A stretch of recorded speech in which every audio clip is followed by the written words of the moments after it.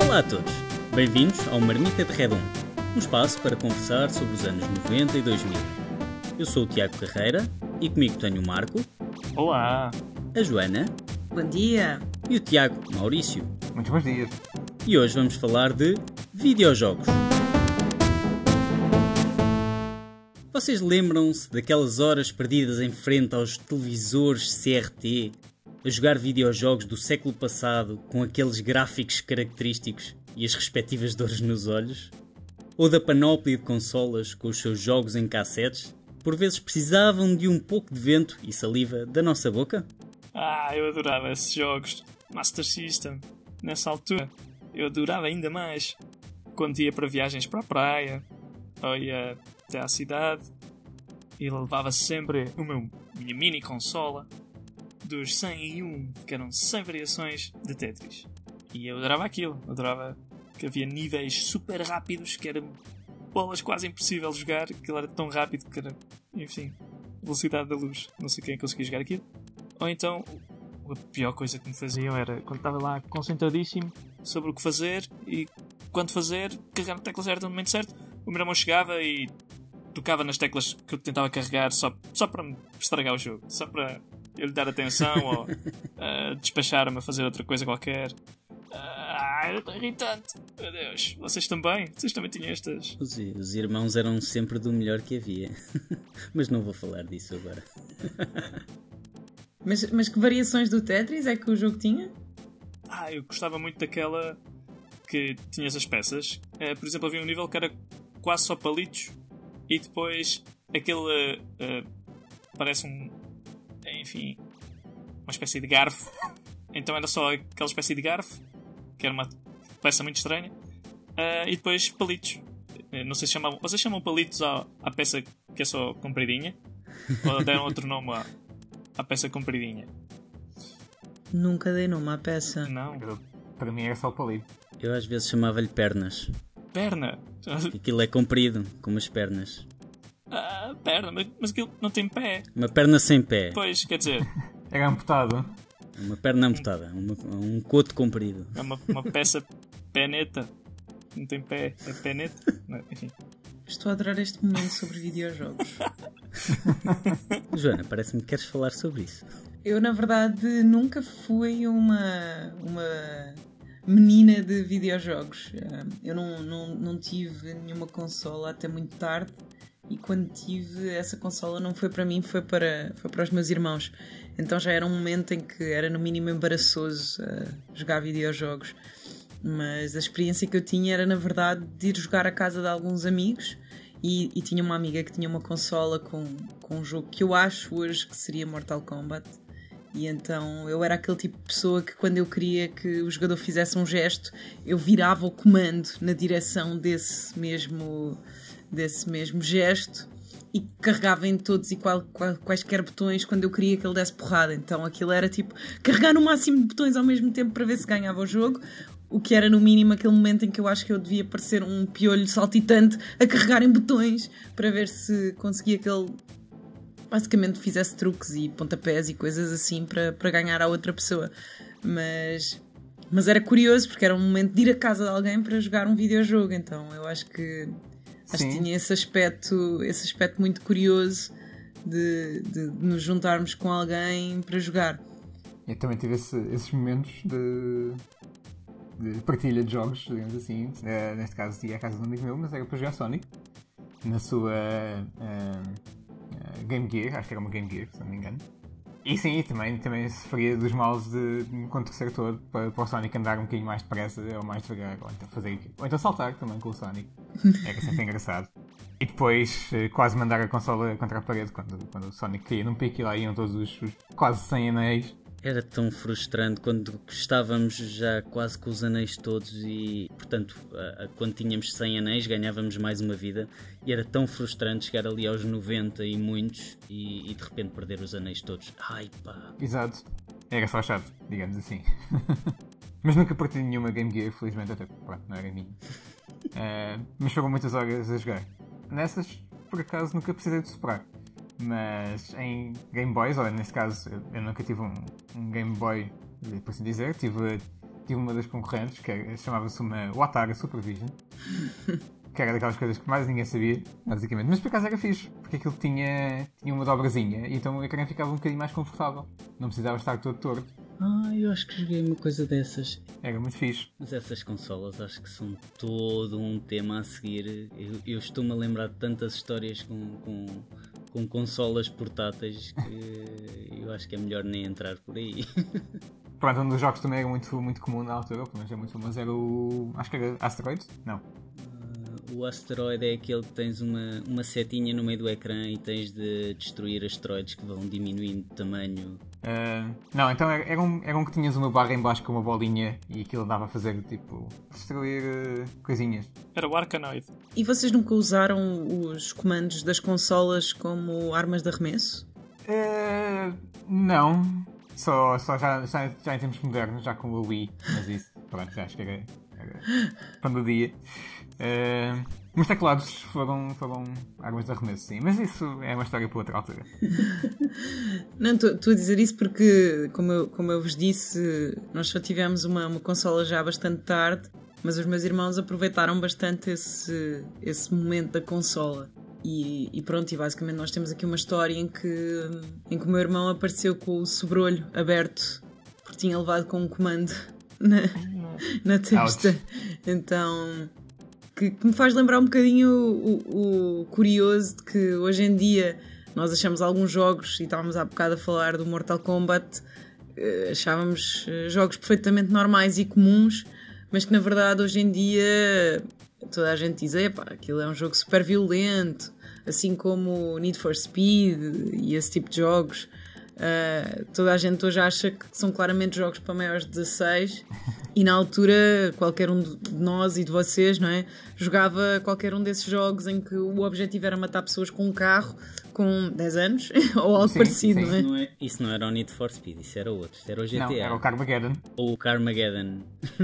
Mas Mortal Kombat violento, não estou a perceber a ligação. Só tinhas que arrancar cabeças a pessoas já semi-mortas e inconscientes. Coisas assim.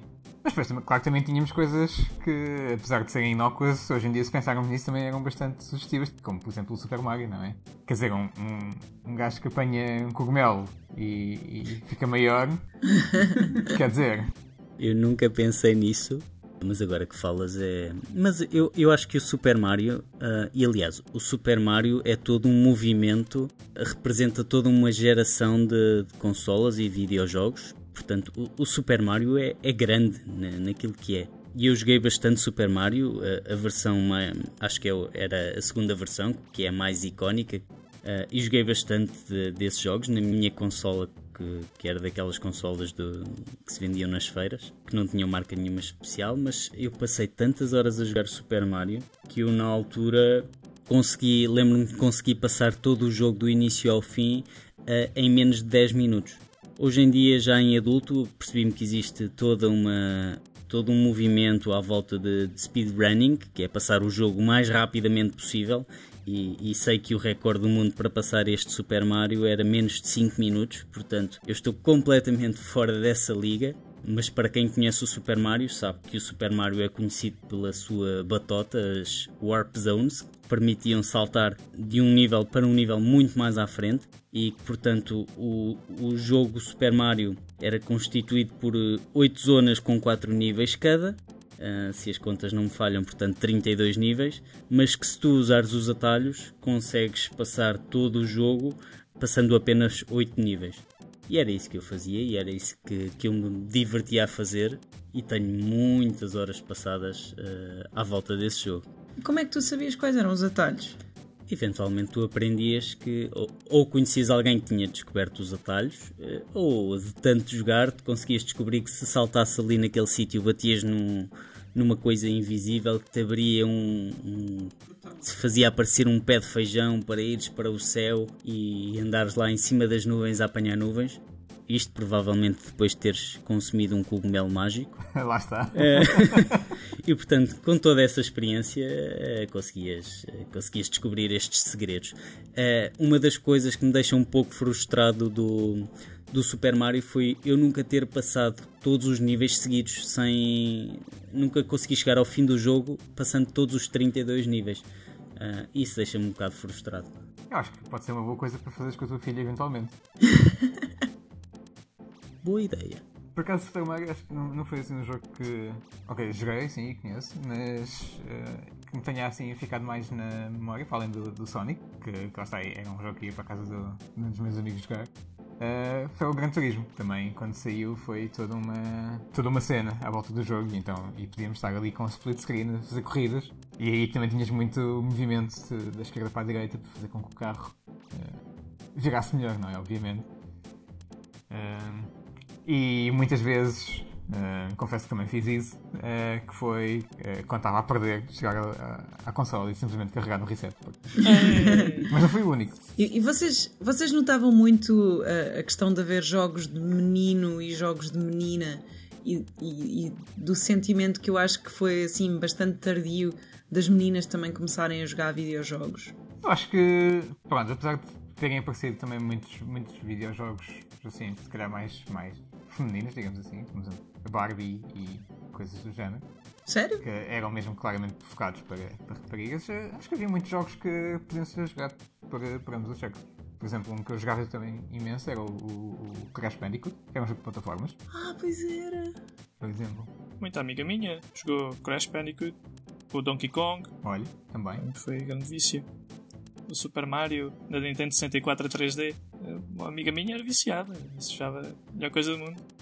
Portanto, acho que isso de haver sexismo nos jogos foi depois introduzido pelo próprio mercado. Eu acho que sim, acho que era uma coisa muito daquela altura que havia muita separação entre coisas para menina e coisas para menino. Exato. Algo que hoje em dia já não se vê, felizmente, mas naquela altura havia muito que, pelo menos era a visão que eu tinha, a visão que eu tenho daquilo que foi à altura. As consolas não estavam muito associadas para raparigas, não é que não pudessem jogar, mas eu pelo menos não tinha amigas que jogassem jogos ou que jogassem consolas. Se calhar também estavam mais interessadas em outras coisas, não é? Eu tinha um grupo de amigos mais chegados com quem estava todos os dias, por exemplo no verão, e que éramos 3 ou 4, mas éramos rapazes, então se calhar falta-me essa visão de raparigas. Eu não tinha irmãs, não tinha primas da minha idade, portanto acabo por não ter essa visão da coisa. Eu lembro-me que, lá está, quando nesse amigo meu, quando eu me dava mais, pronto, a prima que era um bocadinho mais velha também jogava connosco, sem problemas nenhuns, e também gostava. Eu adorava encher a casa de gente e jogávamos todos, por exemplo, todos juntos, no mesmo teclado. Às vezes um teclado era dividido por 4 pessoas. Teclado de computador. Também me lembro disso, sim. Ou então tentar ligar não sei quantos joysticks. Sim, se tivesses consola e conseguisses ligar a 4 comandos, impecável. Tinhas sempre a casa cheia, os miúdos vinham da vizinhança, rapazes, raparigas. Sim. E jogávamos. Quando o ecrã ficava dividido, um ecrã que era uma coisa já não muito grande, ficava dividido em 4 ou em 8. Era minúsculo. E depois estavas ali a tentar descobrir qual é que era o teu quadradinho. Sim, nós ficávamos a jogar horas até doer a vista e nós desistirmos e irmos jogar futebol ou íamos jogar à apanhada. Nem mais. Ou ir para a praia ou qualquer coisa. Vocês já passaram pela experiência de voltar a tentar jogar um desses jogos numa daquelas televisões antigas? É uma dor aos olhos impressionante. Eu não sei como é que conseguimos passar tantas horas a jogar, mas eu olho para aquilo e penso, como é que nós víamos alguma coisa nestes ecrãs? Por acaso, jogar os jogos antigos sim, mas em televisões antigas ainda não. Mas está nos planos, eventualmente. Acho que é super bom. Bolas, jogar um Bombermanzinho, juntar a malta toda, pôr umas bombas para lixar-nos uns aos outros. Sim, mas arranjar uma televisão pequenita, não é? Que maravilha. Vocês já fizeram, por exemplo, aquelas power-ups que apanhavas de pôr muitas bombas, então podias cercar o outro boneco todo de bombas à volta, para não ter hipótese nenhuma de fugir. Eu adorava jogar Bomberman, porque era daqueles jogos que era fácil de jogar a mais do que um jogador. E realmente é um dos jogos que eu me lembro também de jogar com o meu irmão e tinha alguns momentos frustrantes, como esse dos power-ups, de conseguires meter muitas bombas. Normal, a ideia era conseguires cercar o outro com as muitas bombas. 90% do tempo aquilo que acontecia era cercar-te a ti mesmo com as bombas. E portanto esse Bomberman tem associado muitos momentos de frustração. Ou de pôr uma bomba e me bloquear imediatamente a seguir dentro de um buraco ou coisas desse género, sim. O que eu acho curioso é que a nossa geração acabou por acompanhar de alguma forma a evolução de todo o mercado de jogos, principalmente de jogos de consola, não é? Que inicialmente era uma coisa muito limitada e hoje em dia, como há bocado dizia o Maurício, já temos Wii e um conjunto de consolas muito mais avançadas, e ao mesmo tempo também a nossa geração acabou por acompanhar aquilo que falávamos de que o jogo de consola primeiro era para aquele menino geek e depois passou a ser uma coisa muito mainstream, e hoje em dia é uma coisa que já nem é só para crianças, já é para adultos, até porque a nossa geração que acompanhou o crescimento das consolas continua a gostar de ter a sua consola, e portanto, mas que ao mesmo tempo talvez tenha sido a primeira e única e última geração a que ter um equilíbrio de brincar com consolas ao mesmo tempo, como dizia o Marco, se cansava e ia jogar a bola na rua. Então eu acho que nós temos a grande e a grandiosa vantagem de ter conseguido esta tríplice de viver tudo isto enquanto éramos crianças. Sim, e acho que uma coisa que também esta geração já não vai ter, estas novas gerações, é a frustração de superar para um cartucho e que ele não funcionar, ou então meter a cassete e estar ali a calibrar a cabeça para aquilo ler como deve ser. E pronto, acho que é uma arte perdida, felizmente, por um lado. Uma arte. Mas era engraçado. Agora olhando para trás era engraçado ter estes momentos também. Sim, percebias a tecnologia, era assim, não era uma caixa preta que funcionavam as coisas, enfim. Percebias que, sei lá, limpar um CD, eu lembro de ir buscar álcool, limpar um CD de todas as dadas e do CD começar a funcionar com o jogo. Eu ficava doido, sentia-me o maior... Super-homem. Sim, super-homem, cientista, super esperto. Perdeu-se essa sensação agora, com os jogos de hoje em dia. Éramos o MacGyver dos jogos. Exatamente. E esta foi a nossa experiência com videojogos. Gostaram? Partilhem as vossas histórias sobre este ou outro tema que queiram ver requentado neste pasquim. Obrigado por ouvirem e não percam o próximo episódio, porque nós também não.